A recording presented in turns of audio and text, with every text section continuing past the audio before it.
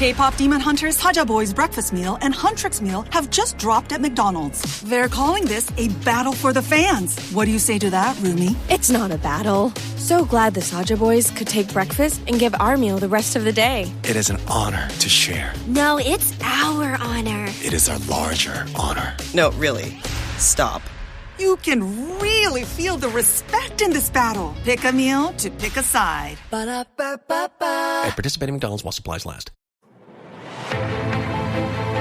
From our virtual studios in the Netherlands. And of course, Camarillo, California.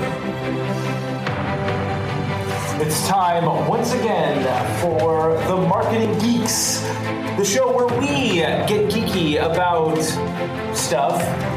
That's right. In fact, we get so geeky that we'll probably even talk about Star Wars trailers and Terminator films, and I don't know what else happened this week, but things are going down. Avengers Endgame is almost here. I've got my tickets. You got your tickets, Andros? I don't. I've shaped the family. But we do have a hell of a show for you. We have an incredible, this is probably one of the higher profile guests that we've had. I would say this is the highest profile guest up to this point. We have the incredible, the magnificent, the wonderful John Lee Dumas will be on the show. So get ready for an incredible, a breakthrough, a fantastic episode and interview with the one and only entrepreneur on fire, John Lee Dumas. We're the Marketing Geeks. Hey, everybody. So John Lee Dumas is a entrepreneur and a podcast host and an author. I'm told he's a very big deal from what I understand. And no, he is. And we were fortunate enough to take a moment out of his busy schedule. And while I was futzing around with my mic trying to get it going, Justin was able to start a fantastic interview with him. So before we do that, we're going to have democracy and capitalism in action as we pay our bills. So stand by. This episode is brought to you by Indeed. Stop waiting around for the perfect candidate. Instead, use Indeed sponsored jobs to find the right people with the right skills fast. It's a simple way to make sure your listing is the first candidates see. According to Indeed data, sponsored jobs have 4 times more applicants than non-sponsored jobs. So go build your dream team today with Indeed. Get a $75 sponsored job credit at Indeed.com/podcast. Terms and conditions apply. Pepsi Prebiotic Cola in original and cherry vanilla. That Pepsi taste you love with no artificial sweeteners and 3 grams of prebiotic fiber. Pepsi Prebiotic Cola. Unbelievably Pepsi. So for those of you who don't know, John Lee Dumas has a website called EOfire.com. He is the host of Entrepreneurs on Fire. It's a podcast where he interviews inspiring entrepreneurs and takes you on the entrepreneurial journey. He's also very upfront about how much income he makes with his ad revenue. So he allows you to learn those techniques. So we were able to schedule an interview with him. Yeah, and John's going to talk about that in the interview. He's going to talk about where you can go to actually see his income stream. He'll show you where his revenue is, where his expenses are. He said for the past 64 months, he's made over 6 figures net profit per month.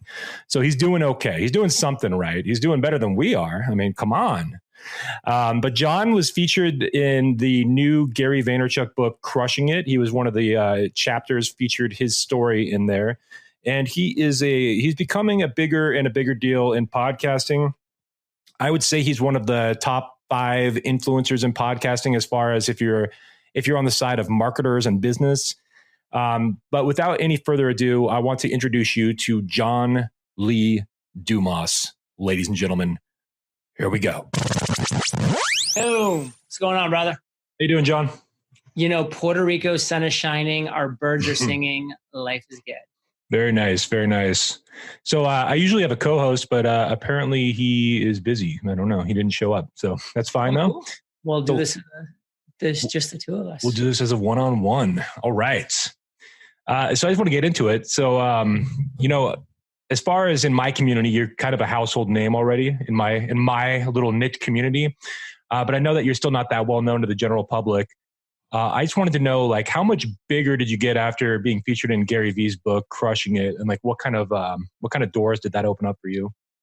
I wouldn't say it opened up any doors, to be honest, but it really did and continues to expose me to a lot of people, because he definitely moves a lot of copies of that book. So specifically on Instagram, I would say I get messages still all the time. And it's, probably been close to a year now since the book went live of, heard about you on Crushing It, wanted to follow you and check out what you have going on and listen to your podcast. So definitely brought me a lot of listeners, definitely brought me a lot of social media followers, and definitely just kind of brought me a lot of credibility for people that are like, okay, Gary chose like 15 entrepreneurs to feature, and JLD is one of them. And I was actually the very first person he mentioned in the intro of the book as well. And the only person he mentioned in the intro, which was really cool too. So it was just, it was a great opportunity. I was really honored for it, because I've been a big Gary Vaynerchuk fan and follower. And I've interviewed him a few times as well. So it was a really cool experience to be part of that book. Because Crush It was actually a book that's helped me in a lot of ways back in like 2009, 2010 when I read it.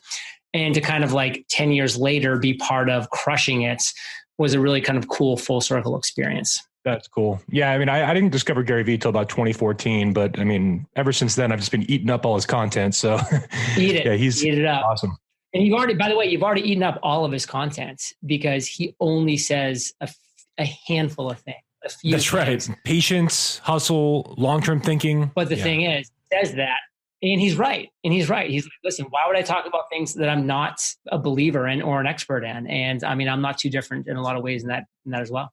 Yeah. So I want to talk about the podcast. I mean, pretty much all my questions are going to be around the podcast. So when you got started with this, were you always like a content grinder? I mean, you came into podcasting, you saw an opening to where there weren't a lot of business podcasts out there that were doing daily shows.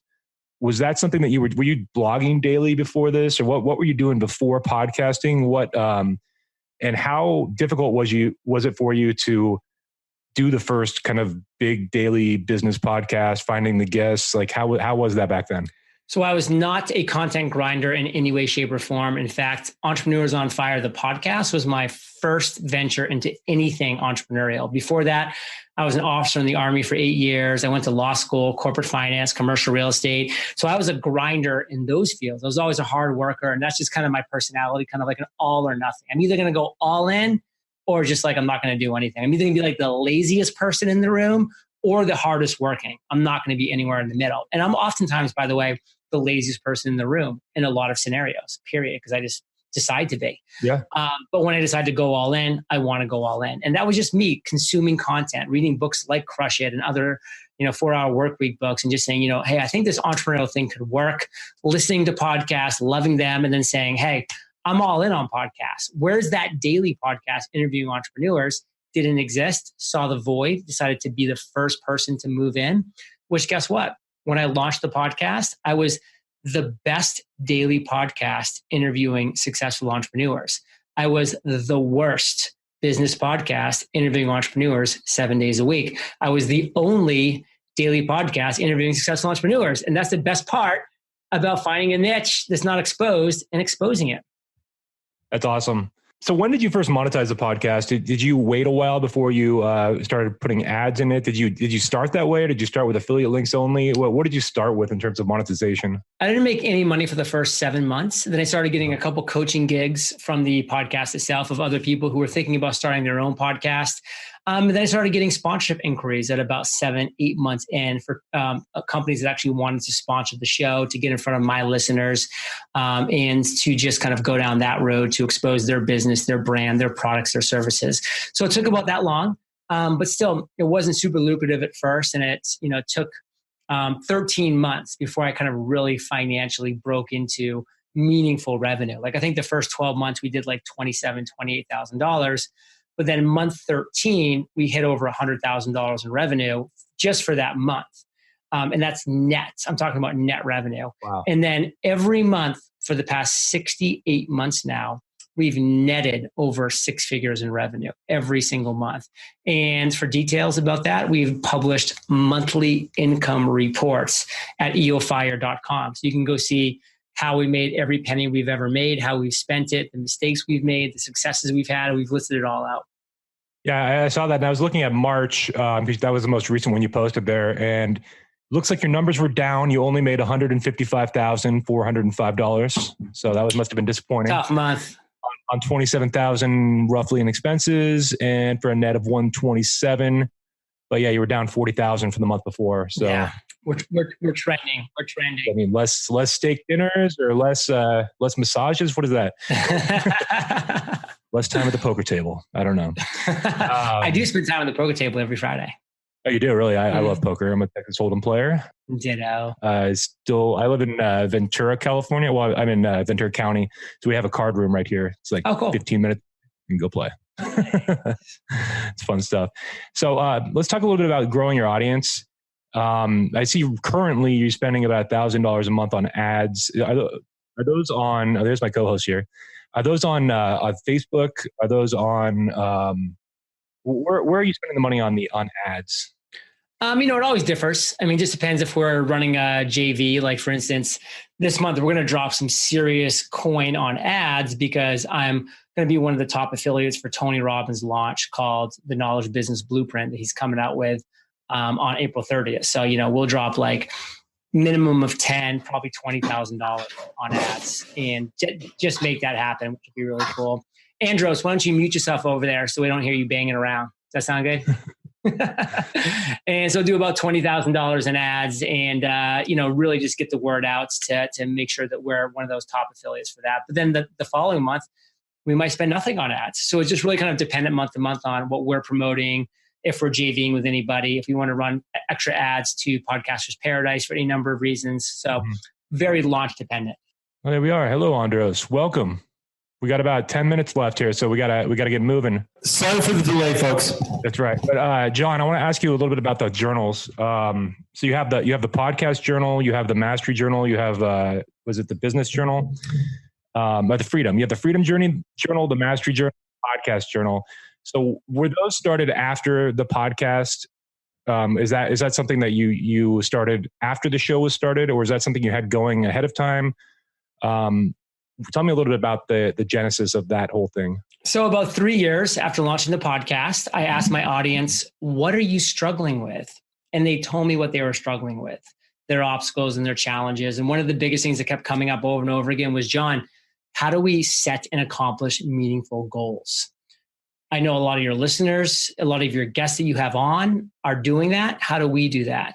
And so I said, let me create the solution. So back in 2016, we created the Freedom Journal, accomplish your number one goal in 100 days. We did the exact same question and answer for our next concept, which was the Mastery Journal, and the same thing for the Podcast Journal. And that's what it's all about. It's asking your audience what they're struggling with and then creating the solution for them in the form of a product or a service or a community. And that's what we did. Yeah. It seems like that's been a pretty nice source of revenue for you. Now, I want to ask you this because I know you had mentioned something that you knew the guy that started Gimlet, it looked like in the Lost Income Report. Yeah. I know that Spotify has purchased Anchor. They've purchased Gimlet. They just purchased another Parcast. one last. What was it? Parcast. Yeah, Parcast. So what do you think? Is Spotify going to get in the competition with iTunes, do you think? They already are. They're already in competition. They're already really chomping up massive percentage of iTunes lead, and they're already winning in a lot of countries, not the United States, but a lot of countries. And they're going to continue to do that because Spotify sees, hey, people come onto Spotify and they listen to one song, and it's called inactive listening. They listen to a song and then they go off. With podcasting, they come on, they press play on Entrepreneurs on Fire, and they listen to 45 minutes. Wow. And they're actively listening. They're engaged with that content. And that's a much more valuable earball for Spotify than your just music listener. So now, are there any strategies for growing your audience on Spotify that differ than like iTunes? Nope. The strategy is just make a better podcast, create better content, and people might start listening to you. Good stuff. Andros, you have a question there? Yeah, I just wonder, how do you find, your experience with podcasting? I mean, for me, I find it such a more intimate form of media with people. How do you find that people receive it over other types of media that are kind of out there or that you've been involved with? So I think that podcasting can be special in a way because it's targeted, it's on demand, and it's free. So people are choosing what they want to listen to, when they want to listen to it, and when they want to stop and pick it back up again. And they're not paying for it. So there's kind of this feeling of reciprocity there as well of like, wow, I'm getting this for free and it's great content and I'm enjoying it and I'm choosing to listen to it and I like it. With radio, it's like, it's free, of course, but you're kind of being pushed whatever they're pushing on you at the time. So podcasting, you just kind of have this feeling of intimacy where you're literally going for a run or you're folding laundry or you're driving your car to work and you're choosing to listen to this host or this interview or this true crime story, like whatever it might be. And it's just very much active listening that people kind of become engaged with, just like you're engaged with reading a book or watching a show on television. And that's kind of what podcasting is. So I think it is a very intimate form that people really do enjoy and feel like they get to know those people who are speaking. Like I have people who have no idea what I look like because I don't do audio, I don't do video shows, but they've listened to hundreds, if not thousands of hours of me interviewing other people and talking into the microphone and doing X, Y, and Z. And they'll come up to me at a conference and be like, oh, this is what you look like. Whatever, it doesn't matter because I feel like I know you, like I feel like you're my friend. And that's just a very interesting dynamic. Yeah, I saw you over at Traffic and Conversions last year, not this year, but last year you were there. So I kind of knew what you looked like because of that. That gave me the hint. Now I want to ask you about the affiliate links. Are you? I mean, you're making a good deal of money on affiliate links, and you specialize in kind of in Audible and ClickFunnels. Now, are those promoted exclusively through the podcast and through your website, like EOfire.com, or do you have other sources of promotion for those? Are those also featured in your courses or like where yeah, are they're featured in our courses and all of our email newsletters as well. If anybody ever reached out to me on social media and asks about products or services or tools or tactics that I use and it's applicable, then I'll drop my affiliate link in there for that as well. Like right now I use a great tool called Splashio for all my Instagram videos, all my YouTube videos, all my Facebook videos. And people are like, oh, wow, that's a beautiful video. And like it has a transcription and the flames are going. And they're like, what do you use? And I'll be like, EOfire.com/Splashio. And like, that's an affiliate link. So we put it everywhere we can, everywhere it's applicable. We just make it happen. I'll have to go buy that right now. Right now.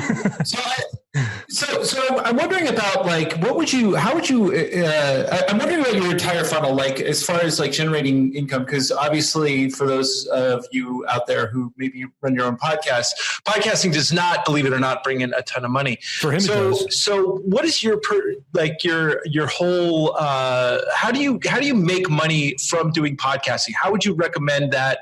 What would you advise someone who was starting a podcast, maybe, just was starting out? What would be the path for someone like that? Well, the path I would say is to go to EOfire.com/income. And at that page, you can look at our last 68 monthly income reports where we detail out how we've made over $15 million just through podcasting, through the podcast itself, through courses, through affiliates, through sponsorships, through all the different venues, because that is just a roadmap. That's a roadmap that we've used over the past 7 years and 2,100 episodes. And it's a roadmap that a lot of people can use for what they're doing. So whether they want to coach or whether they want to run a mastermind, whether they want to have sponsors or affiliates or create their own products and services, whatever they might want to do, that's all through podcasting. But the biggest thing that I always come back to is you need to ask your audience in a one-to-one manner, what is your biggest struggle right now? And listen to what they share. And then you decide which one of the struggles you want to create the solution for in the form of a product or a service or a community, and you create that thing. So as a podcast, what you're doing is you're building an audience, you're building a community. The community itself, that's really how you're going to monetize. Everything you do is because of your listeners, your community, people that are following you. So that's the real vehicle. Very cool. So let me ask you about I want to go a little deeper on the advertising for podcasting because I know. Well, we got 2 minutes, so we can't go too deep. All right, not too deep, but I know that you did 59,000. Tell me, are you doing are the deals that you do, are they CPM based, or are you doing like private deals where they all just CPM based? Are all CPM based? Okay. So what kind of CPM do you get? I'm just curious because I'm getting $25 sometimes. So yeah, typically between 42 to 60 is my range. Okay. Good stuff. I can aspire to something now. Yeah. Hey, the fact that you have sponsors is great. Andros, you want to give a last short question? I just want to thank you for showing up on our humble little podcast here. Welcome. And anything else? Where can we find you? What's the best place to get just so our listeners know where they can land on your page? Anything you want to pitch? Anything you want to plug right now? Well, thank you for having me. And for myself, everything happens at EOfire.com. We have great free courses for entrepreneurs on how to podcast, how to create funnels, how to accomplish goals, all at EOfire.com. And of course, I'd love if you checked out my podcast, Entrepreneurs on Fire, because we're working hard over there to get better every single day. Nice. And how many of these do you do a day? I mean, when you spend a day like this, how many of these do you do? Between 20 to 25. Okay. Good luck. Enjoy the next one. Thanks for being on our show, John. A pleasure. John Lee Dumas, ladies and gentlemen. John Lee Dumas. Thanks, guys. Peace. Bye. Thank you so much. Have a good day. Bye. What an interview. Thank you, John, for spending that time with us here on Marketing Geeks. We're not worthy. You make our show look so much better than it really is. I'm glad that we were able to share our 7 listeners with you because I hope that at least one of them hasn't heard of you before. And then we can at least, one of those 7 listeners can go on and buy some of your affiliate stuff and make you like $5. That's a very minimum. It's a very minimum. I set low expectations. All right. So what else you got for me? So Andros, you told me that you had posted something on Reddit and you had basically been kind of doing like an Ask Me Anything kind of thread over there, and you got some questions. Is that right? Tell me tell me about it. Well, what it is there's people are posting some marketing questions around just marketing in general, different questions. And I am more than obliged to answer said questions. Some of these said questions. So this particular question is one that I saw, and I thought, oh, this is definitely within our realm of quote expertise. Is it multiple choice or true false? Because I can get those right. So SEO Wizards, what is the best resource to learn SEO, free and paid? What do you got? Ooh, best resource for SEO. I mean, SEO is such an evolving thing. I mean, the best resource is to go directly to the source, go to Google and start reading their documents, take their AdWords course.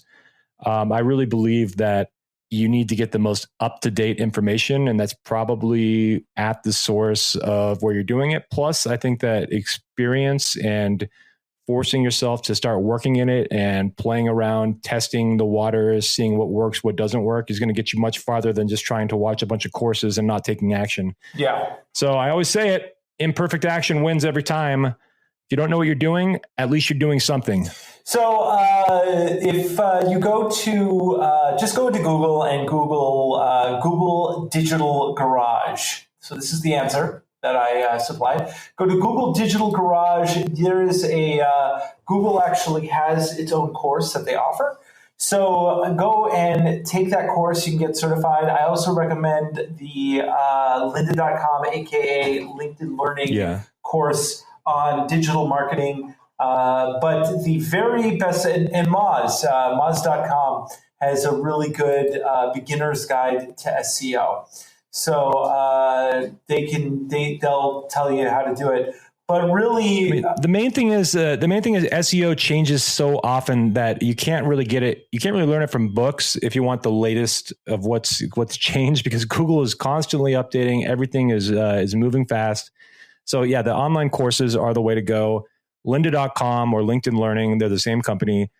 They vet their professionals very thoroughly. They only take the best to put those courses up there. So I know that is a great course if you want to learn SEO from the bottom up. And I think they have a few different versions. I think they have an advanced one too. So yeah, those are great resources, Andros. I agree. But the very best way to learn SEO is just to do it. Like get a client. Just talk your way into a small client, maybe a small store around your area, and just give them a deal and just do it. Don't ever do anything for free, but just do it.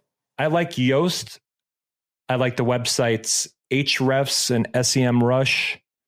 But I mean, they all cost money. So, but if you want to do it for... Yeah, but they all have blogs that are also very good. Yes, they have blogs. And if you write a blog on your website, you will magically increase your ranking on SEO anyway, as long as it's original content. You're not plagiarizing. That's right. And you'll be better looking. Ask your lawyer if you don't know what plagiarizing is.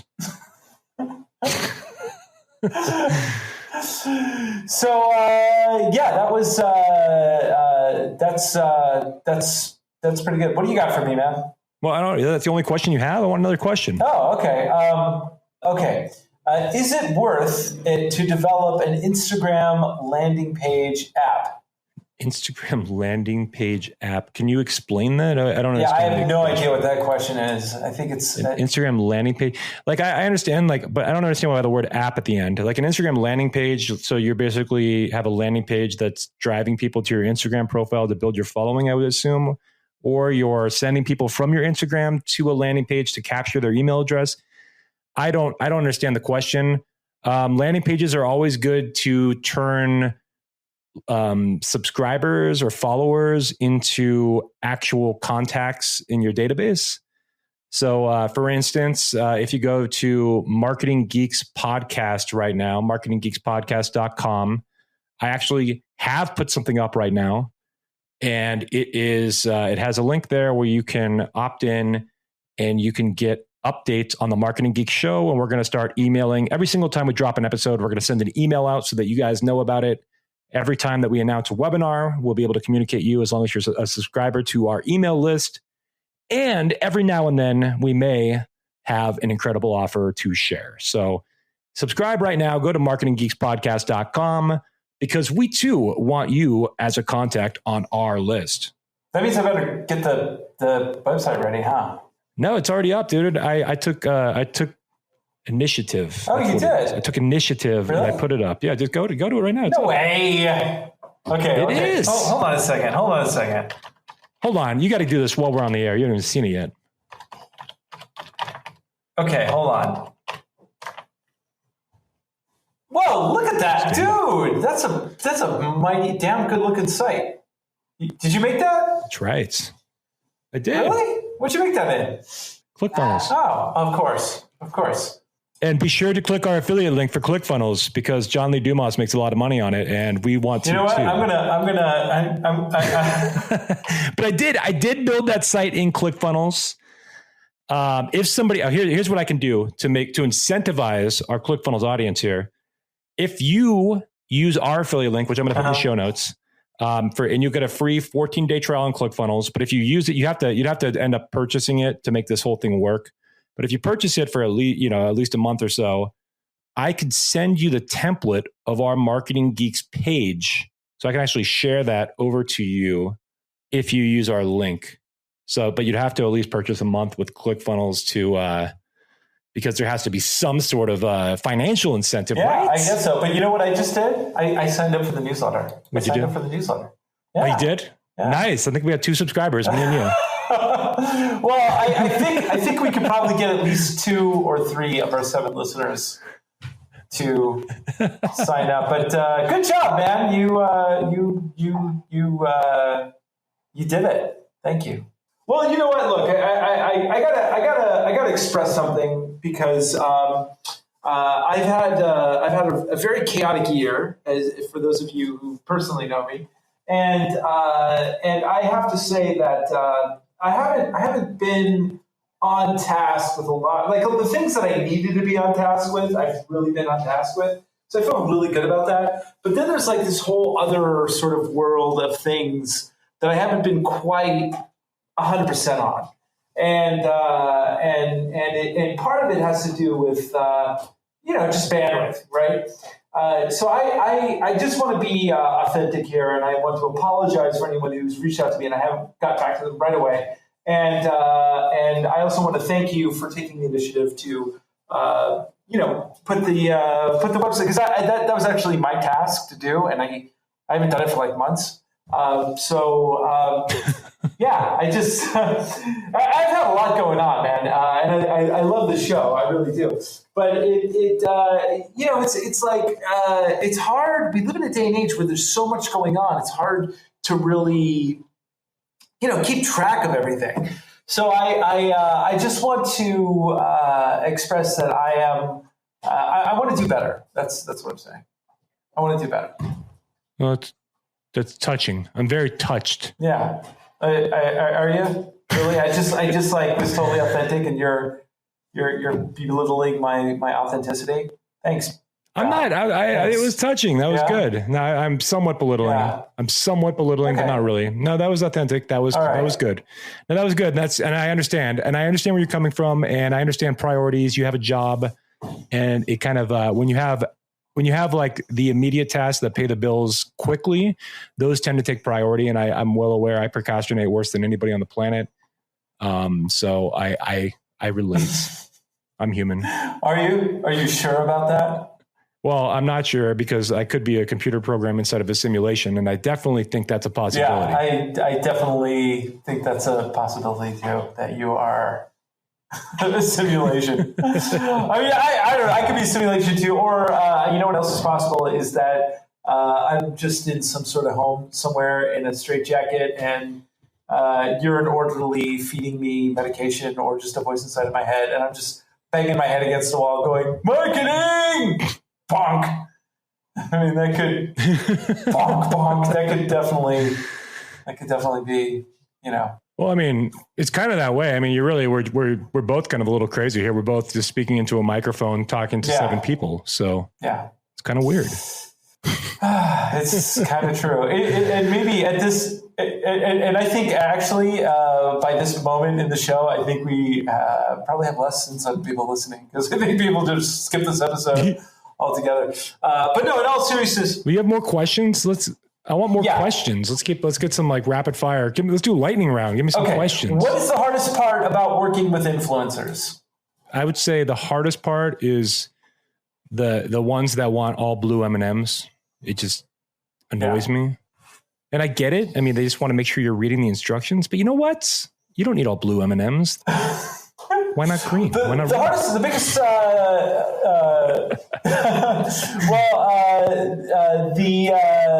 I actually like this answer from Pussy Popping Bitch on Reddit. That's actually the real username, checks out. The biggest problem is the lack of professionalism from some of the influencers and the inability to understand how we marketers need to pay them.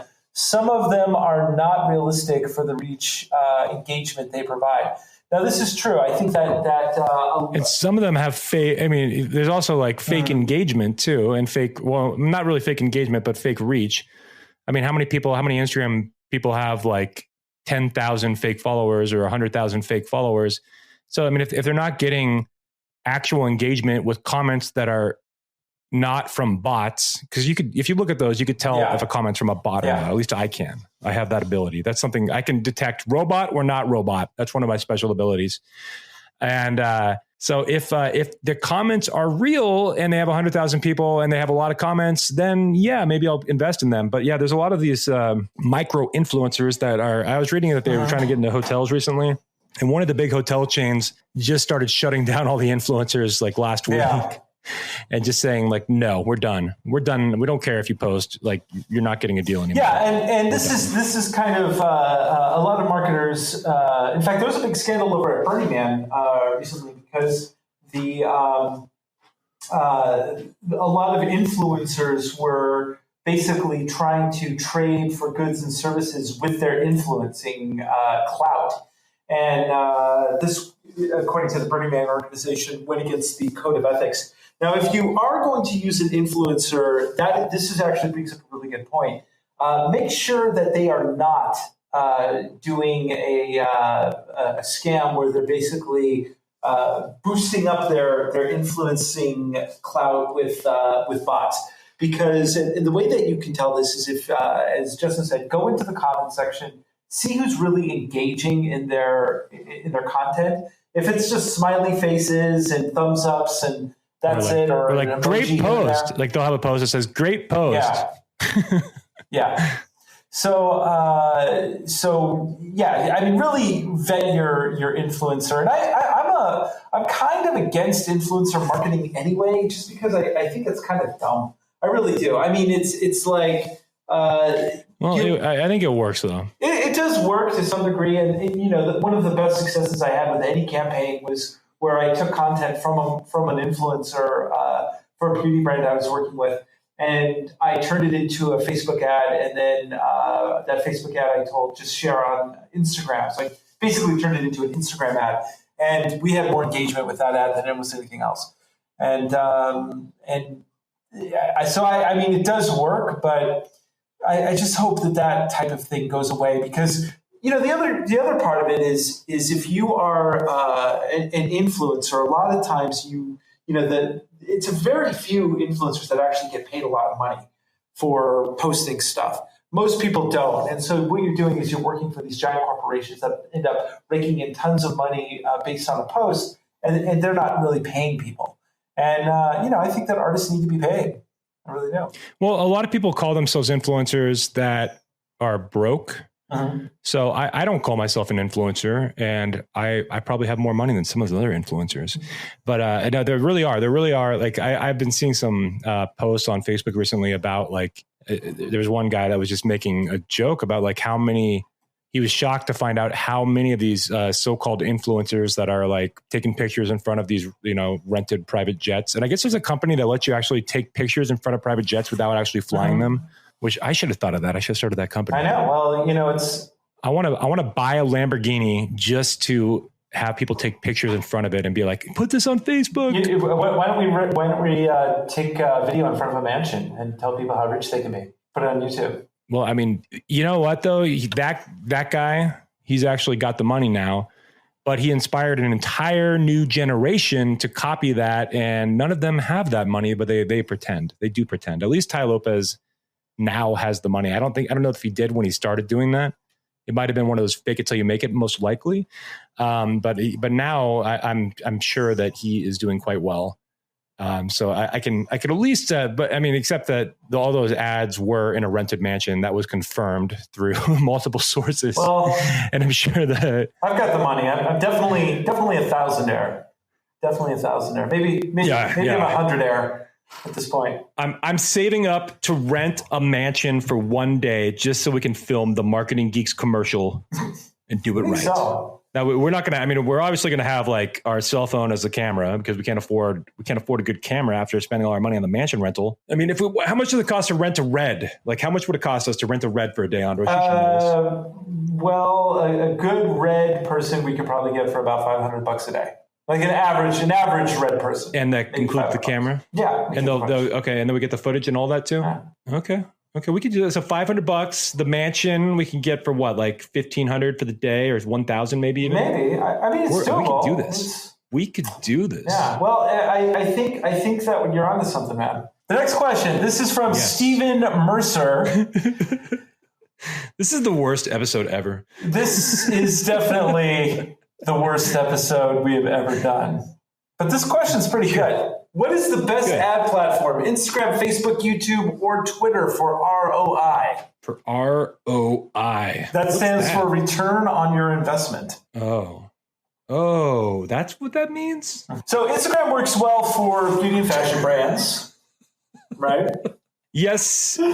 Facebook works for almost everything, but I don't feel that it's as good as it used to be. Twitter ads don't generally work, and YouTube ads are good for brand awareness. And just especially if you have a product that you're showing off, or you're selling your system, or maybe a digital curriculum of some sort. That YouTube is definitely good for that. LinkedIn ads are I have not tried them, but I find that you can get away with a lot just by posting on LinkedIn. But I'm about to launch a LinkedIn ad campaign, so I will let you know how it goes.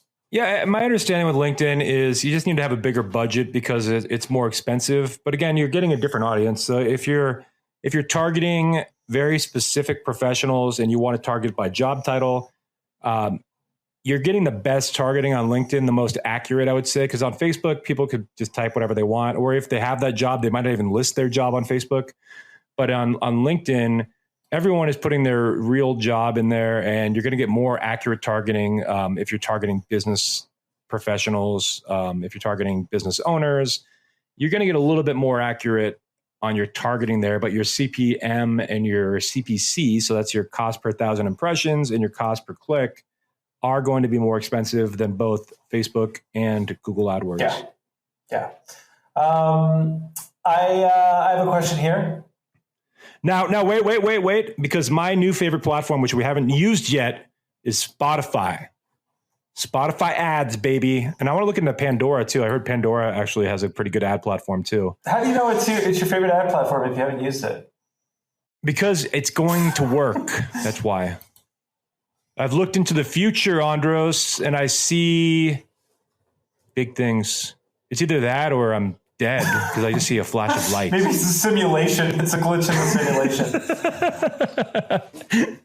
The simulation ended. That's what happened. The simulation came to an end. I was wondering, if AI were to take over and kill us all, like Elon says, should we even worry about that? Because if we die in the simulation, what are the rules here? Are they like in the Matrix where you die in the simulation, you die for real life, or is it that when you die in the simulation, you wake up in the real world? That's the question that I want to know. What if you die in the simulation and you wake up in another simulation? But it's just a shittier simulation. Well, that's a very real possibility considering we're about to make our own simulation here on Earth. We could be like 8 simulations deep or more. We could be infinite simulations deep. You got to do ayahuasca with me someday. That's all I can say. How many simulations deep are we? Now, is that answering the question? Are we answering the question pretty well with this? 3. 3 simulations deep. So, it's kind of like in this simulation, Donald Trump became the president. It's kind of like the age-old question: how many roads must a man walk down before they call him a man? And I know the answer to this question. And what is the answer? I do. It's 6. 6, yeah. It's 6. Yeah, because it took me 6 roads before I walked past somebody and they went, "Hey, man." Very profound stuff here on Marketing Geeks today. Thank you. This is from A. Merker J. How to track competitors? Is there a source or tool for online business? And the answer, I'm actually going to defer to Trev Cool, who said they gave the following answer, and I actually really like this answer. So instead of answering myself, I'm going to defer to someone else. YouGov, which is a consumer property data that has levels of comparison to competing brands. So YouGov. Google Trends, which I like a lot. Likealizer, Siteliner, Answer the Public. Never heard of that one. Flanks, spelled PHLANX. Hashtag, I don't know, never heard of this. Hashtagify, SimilarWeb, Shares Count, SpyFu, Talos, PageSpeed Insight, Nibbler, Uber Suggest, Market Finder, and Open Link Profiler. Most of these I've never even heard of. Yeah, so you know what I'm going to do? I'm going to copy this list provided by this person. And I have a few that I want to add that I use. Number one is SEMrush or SEMrush, however you pronounce it. I don't know for sure. But this is a great tool for competitive analysis because you could type in a domain or a keyword And if you type in a domain, it's going to show you what keywords you rank for the highest. And it'll also show you what similar websites rank for similar keywords. And those, by definition, in SEMrush, those are considered your competitors because they are competing for the same keywords. So this is an SEO competitor. And you can also type in a keyword, though, and you can actually see who's ranking the highest, who are the companies that are ranking. And you can even look at other people's Google AdWords. So they will actually pull up a list of all the ads that company has run over the past year. And you can actually look and read the ad copy. You can see what keywords they used in each ad. So it's pretty advanced stuff there. I think it's really cool. Now for social media, a great tool is BuzzSumo. It's a little bit pricey, but BuzzSumo is as good as it gets because what it is you could type in any subject and it'll tell you it'll link you to the most shared articles on that subject. And so it's great for generating content, but it also lets you know who is generating the most shared content, and you can go look at them. If it's something that you're wanting to rank for, there's your competitor, the people that are generating the most shared social content on the web. And I did look up, I just looked up Phalanx, Andros, PHLANX, and it's an influencer engagement calculator. That's kind of cool. So if I type in, what's your Twitter handle, Andros? I don't have one. No, actually, just Andros Sturgeon? Actually, I have, what is it? Starchild Web Dev. Well, I'm looking at mine. They want my influencer. I mean, they want my not influencer. They want my Instagram. They want my Instagram account. So wait. So go ahead and talk for a minute. But I'm gonna find my Instagram account and I'm gonna rank myself and just see how low I score here. I want to see if I score above 0. While you're doing that, I'm going to. This question is from Slanted Version, who asks, "What's the best digital marketing skills to learn in 2019-2020?" And for me, I would say the best kind of skills that you need to know are definitely storytelling. You need to tell a compelling story. You need to be able to take the brand and not just showcase the brand or the business or the personal thing that you're doing. You need to really tell a story around what it is and make it a compelling story. As we've talked about on this program before, every single brand has to consider themselves as a media company. So Andros, yeah. I got to chime in here because this is too important. I put in my influencer or my Instagram handle, which is justin.m.womack. And I have an engagement rate of 2.07%. And my average interactions are 22 likes and 1 comment. So my comments suck, but my likes are pretty decent. And you know what? I'm outscoring Kim Kardashian, at least today. Really? And that's all that matters. Did she not? I'm getting crushed. Did she not post? I don't know. Maybe she's lazy on Instagram. Maybe she's just being lazy. But like Logan Paul's got 6.22%. I mean, I don't even know. They probably, the thing is, I don't even have, comments are so much more important than likes. Like likes don't even mean anything. So even though I'm at 2.07%, I would take that with a grain of salt because I believe in comments much more than I believe in likes. Yeah, absolutely. And I don't even use Instagram nearly as much as I use Facebook and LinkedIn. Absolutely. Well, I would say that I actually went down the Instagram rabbit hole at one point where I really tried to grow like an Instagram following, and I did all the things that they say to do. And I got to tell you, it just to get like a little blip in the map, it is exhausting. You got to spend a lot of time on doing it. And I've read articles with Instagram influencers who say that sometimes just to get one shot, they've got to work like hours and hours and hours just to get one shot.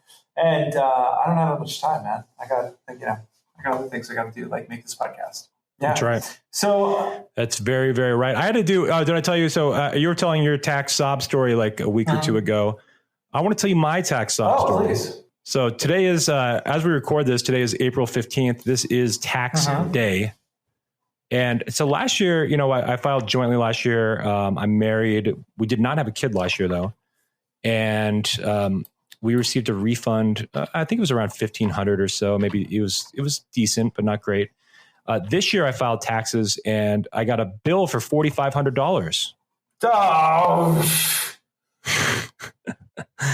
So, yeah, but I guess the biggest thing is I have incorporated as of 2019, but in 2018 I was not incorporated. And as an unincorporated sole proprietorship, they took away a lot of the write-offs that were available in the prior years. And it's really to your advantage to incorporate under the new Trump tax laws. Otherwise you're missing out. And that's the same thing for a lot of employees, because they're not, employees are also losing a lot of write-offs. So if you're an employee or you're a sole proprietor, you're kind of in trouble. But if you are under an LLC or a corporation, you're in better shape. As far as that's what my accountant tells me anyway. So I hope that's true. Well, so I opened an LLC this year, and I'm hoping that pays off for the next tax year. But $4,500, I'm gonna have to do installments. I don't want to pay that in a lump sum. Yeah, man. Well, you know what your problem is you're just not billionaire enough. I know. It's all right. I can make that back. I can make that back in like 3 days. Like I just saw John Lee Dumas is averaging about $2,000 a day in ads. I mean, $59,000 a month divided by 30. I mean, that if it was 60,000, that'd be $2,000 a day. Almost. So he's almost there.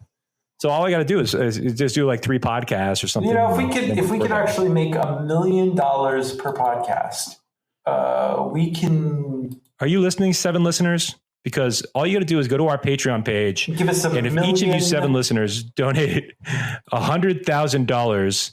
No, that's not even enough. It's only 700,000. We could do. You got to donate more than that. We could do. We could do like 1 or 2 shows and then say goodbye. How about 150,000 per listener? That'll put us. That'll put us in good shape. Or well, actually, let's just go for broke. 200,000 per listener. $1.4 million per episode. Or I'll tell you what, we'll even take that per month. We're not even going to be that greedy. It won't be per episode. We'll just take that as a monthly contribution, $200,000. What do you think? I think it's awesome. Let's do it.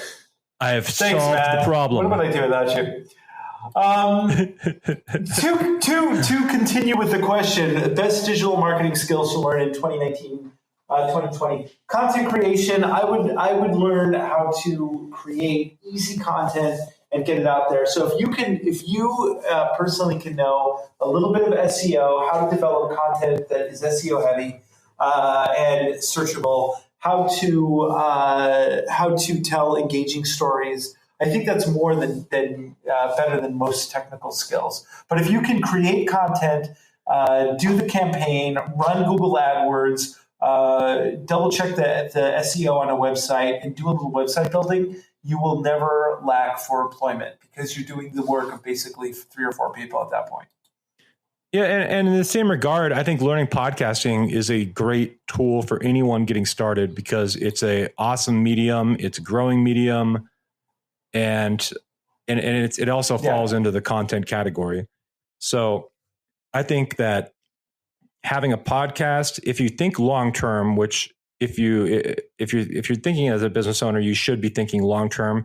You're not going to make a ton of money in the first probably year to even 1 to 3 to 5 years with your podcast. I think you can make some decent money. I mean, as of this month, I mean we're making. Last month we made about a little over $300 in ad revenue for the month. So it's not like we're crushing it. That's enough to pay our intern for coffee. And that gives us, what does that give us, Andros? Like, I guess that gives us like $10 a day, but we have to split it. So it's $5 a day. So I can go get like a cup of coffee and a donut. And then Andros. I can get a cup of coffee and a stroopwafel. You can get some French fries with mayonnaise. Or I can go to the local coffee shop and get a pre-rolled joint. So there you go. For $5? Yeah, totally. $5 a day. So you can go, I guess you can get a lot of, I mean, yeah. Yeah, but I don't. Big things, man. I don't smoke anywhere near that anymore, ever now. Because you know why? Because I'm trying to be responsible, man. That's just the way it goes. You are so responsible. You're responsible for a lot of upset in the world. I kind of am, but you know, it's all my fault. Geek news. What do you got for me? Something called Star Wars dropped a trailer on us just the other day, and spoiler alerts. Well, not really. The title of Star Wars, which is public news, it's probably all over I think it was all over the news, is The Rise of Skywalker. And then at the end of the trailer, there's a familiar laugh. It's a familiar laugh, and Kathleen Kennedy confirmed today that the laugh is Palpatine, which is kind of a weird thing that they would confirm that. I think it would be better to leave that to ambiguity. I don't think we needed to know that Palpatine was in the movie, but that's apparently what was confirmed today on the news. I am going to file that under I don't care about Star Wars anymore. I'm sorry. I'm jaded. It's like, look, let's be honest about this. There has been this will be the 13th Star Wars film at this point. Yeah, sounds about right. So this will be 9 plus Rogue One plus Han Solo plus. Was there but the point is there's the Star Wars Holiday Special.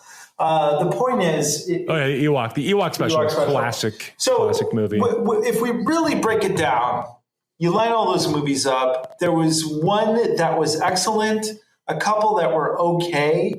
The rest of them they're not good, man. They're just. Well, I mean, Episode 5 and Episode 4 are both very good. That's it. Yeah, definitely. And well, I mean, Episode 5 is great. Episode 5 is that great. is Empire Strikes Back, but it's like shame on you, Kathleen Kennedy, for greenlighting a trilogy of films where you start the first one and you have no idea where it's going to go. Shame on you. So. That was so dumb. So dumb. Now they basically are trying to cobble together the mess that they made. And I mean, are they retconning? Are they going to retcon half the shit, or like what? I mean, what's the solution here? Or is Skywalker just a very powerful ghost now? I mean, it sounds like I think if Palpatine's in this movie, that they're going to make Palpatine, or Rey will be Palpatine's daughter. I think that's the case. That's why she's in the movie. I actually here's my prediction. This would be the thing that makes the most sense, is that when Obi-Wan went to in Episode 2, he goes to the clone factory. He leaves some of his DNA, and one of his clones is Rey. So Rey is actually a clone of Obi-Wan in female form. Yeah.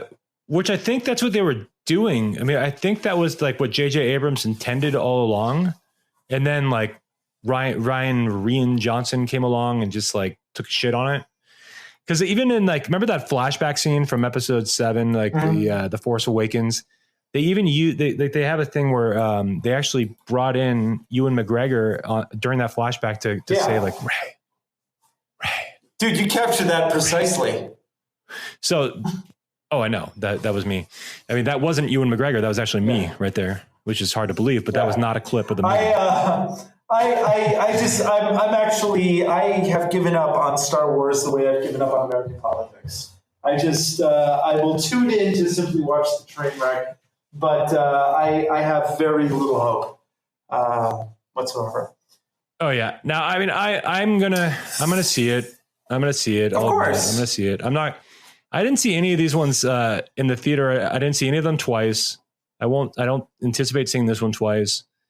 I'll see it though. I'll be there. Give it a shot because it's the last one. They did announce they're going to take a hiatus from Star Wars after this. They're going to take like at least 3 years off. Yeah, well, I think even Mark Hamill is like, I think people have Star Wars fatigue. Well, no kidding. I mean, look, yes, everyone's going to go see this movie. It could be 2 hours of J.J. Abrams and George Lucas taking turns giving C-3PO a Boston steamer every, just back and forth. What is a Boston steamer again? You're going to have to look it up on Urban Dictionary. And while you're doing that, you can also look up what a dirty surgeon is, because I coined that act. It's a dirty surgeon. Yeah, look it up, man. Is it in the Urban Dictionary? It is. I invented it. Oh, nice. Yeah. So other geek news before I look that up, the filming has wrapped on DC Comics movie Birds of Prey. Did you even know they were making a movie called Birds of Prey, Andros? The question is, do I care about that? Because that's another one where I'm just like, like the DC. Yeah, I don't care. You ready for the subtitle? Please. You ready for the subtitle? I'm sorry. Birds of Prey and the Fantabulous Emancipation of One Harley Quinn. Yeah, I'll be skipping that for sure. Oh man! Oh my god, that really is. They have a logo. They have a logo where it says "Birds of Prey," and then like in spray paint, kind of like text, it says like and the Fantabulous Emancipation of One Harley Quinn. That's actually the title, the full title. Well, finally, before we wrap up, Margot Robbie's back. I just want to. By the time our listeners hear this, it will already come out. But I just found out that the Notre Dame in Paris has burned to the ground, which is. Oh, it did burn to the ground. I saw that it was on fire earlier today. I didn't know. And I just want to express my. Any cause of fire? Is it arson or is it accident? Or my guess is God has left the building. It's like after the Catholic Church, after everything that's happening in the world, he was just like, you know what? Later, everybody. I'm gonna go get a pizza. But I was 24 years old. I went to the Notre Dame for the first time, and I stood underneath that thing, and the amount of history that is in that area is just astounding. So maybe. Oh wow! I just pulled up a picture of it. Wow. Sad. But you know what? With all things end, and with each ending comes a new beginning, and with each beginning, Tiger Woods won a Masters. Yeah, good for him. Only 14 years. Yeah. Takes 14 years after you have a very public affair to win a Masters tournament. Oh, maybe I should. That's what we learned. Start playing golf then. So I think what happened. Well, you know, it's funny. I mean, I was going to say what happened is that like Donald Trump took a lot of the brunt away from Tiger. People like kind of forgot like why they hated Tiger because there's like other things that are more important these days. And but it's funny is he's like Tiger plays golf with him though, so he actually is kind of friends with him. So I don't know that that's an accurate theory, but I don't think that a lot of people like remember or they don't seem to care about Tiger or care, like they did in the past. Like everyone was like, Mah! Like that. Is that how they were? I never did that. Mah! That's It's an accurate reproduction of how most people were. Oh man, here's a news story. As of 25 minutes ago, Donald Trump is to award Tiger Woods the Presidential Medal of Freedom. I did not know that. Wow, that's a very relevant article I just found that was on CNN while telling that story. You know what? I'm going to have to end this show before it completely slides off the rails any further. So with that, the greatest episode ever recorded is coming to an end. I would just like to apologize to all of our 7 listeners for what you just heard. Hey, I think the interview in the beginning was good. That was really great. That's the lead-in, and then it just once again, man, we start off with a great, interview, and it just goes to show you that we're not to be trusted. We need the guests to stay the entire time because if they don't, it's like anarchy.